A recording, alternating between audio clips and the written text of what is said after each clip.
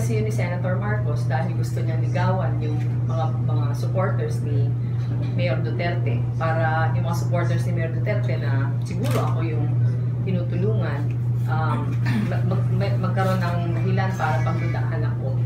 Palagay ko unfair ito kasi sana kung liligawan niya yung mga supporters ni Mayor Duterte, wag naman akong bibiktimahin sa pagsisinungaling. Yung kami dito, pinagpapaguran, yung lahat na nakamta namin ng pagtaas ng service, pinagpaguran to, na hindi kami nag-resort sa black propaganda, hindi ako nag-resort sa pagsisinungaling, na sana ganun din siya. Huwag sana pangungunahan yung mga botante, at gaya ngayon, na nangunguna ako sa survey, sinasabi na eto daw ay parang precursor to cheating.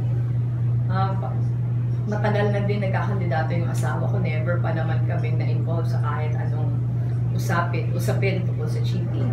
At kung meron dito nagmamind condition siya yun, yung nangunguna siya sa survey, kami, wala kaming sinasabi, pinagpapaguran lang namin, ginagamit namin yung surveys na dahilan para mas lalo pa magtrabaho.